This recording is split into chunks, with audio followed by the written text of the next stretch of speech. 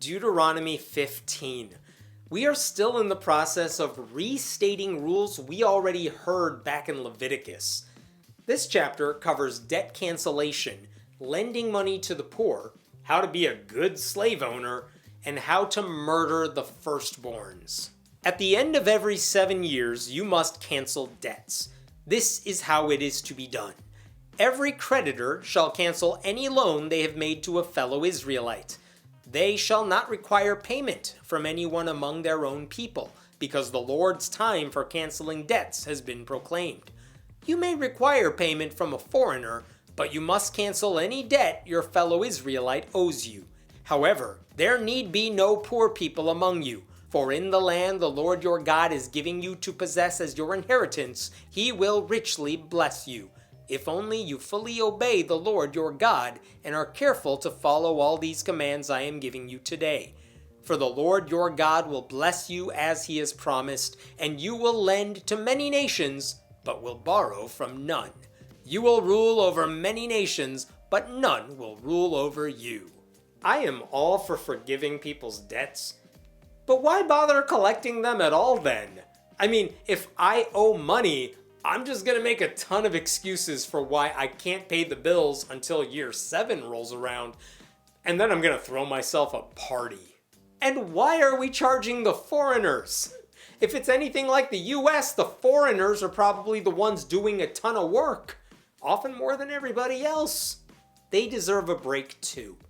If anyone is poor among your fellow Israelites in any of the towns of the land the Lord your God is giving you, do not be hard-hearted or tight-fisted toward them. Rather, be open-handed and freely lend them whatever they need. Be careful not to harbor this wicked thought. The 7th year, the year for canceling debts, is near, so that you do not show ill will toward the needy among your fellow Israelites and give them nothing. They may then appeal to the Lord against you, and you will be found guilty of sin. Give generously to them, and do so without a grudging heart. Then, because of this, the Lord your God will bless you in all your work and in everything you put your hand to. There will always be poor people in the land. Therefore, I command you to be open-handed toward your fellow Israelites who are poor and needy in your land. Helping the poor and needy? Great idea. Honestly, sounds a bit like socialism. Does anyone want to tell Christian nationalists about how God is pushing a very liberal agenda here? I mean, maybe they'll want the Bible banned from libraries and schools. The beginning of this chapter said there doesn't need to be poor people among you. Now it says there will always be poor people among you. They gave up on solving that problem real fast.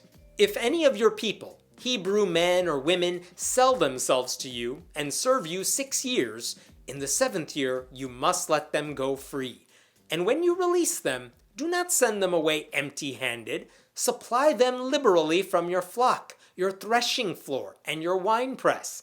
Give to them as the Lord your God has blessed you. Remember that you were slaves in Egypt, and the Lord your God redeemed you. That is why I give you this command today. Aw.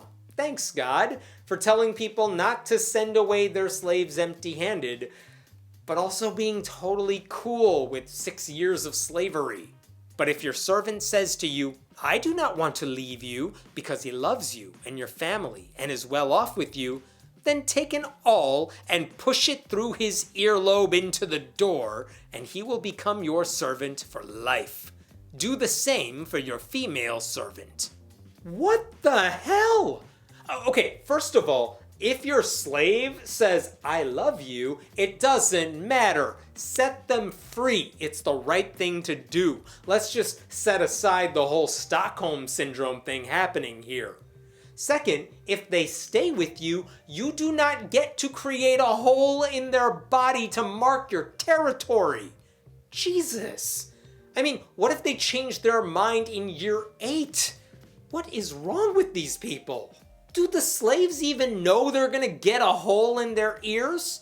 I feel like they should know that before committing to the slave owner for life. The way this passage is written, though, that comes as a surprise. That should not be a surprise.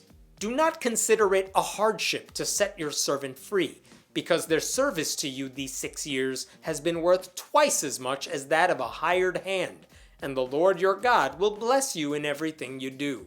Yeah, let's talk about how hard this is on the slave owners. They have it really rough, losing slaves and all.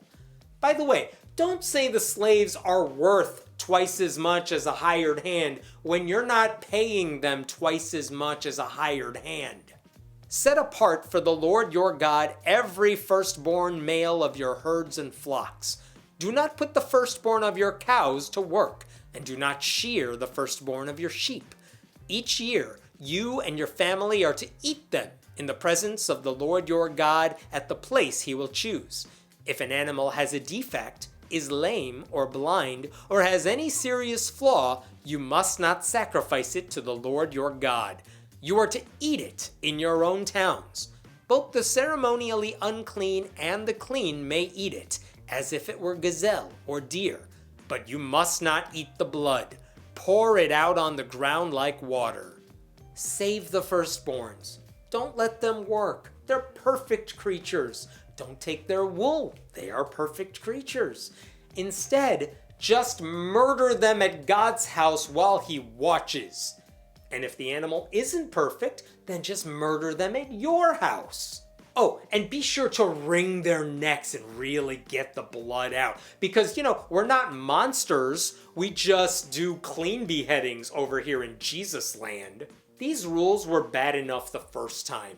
I didn't realize we would have to relive them. The Bible really needs to come with a warning label.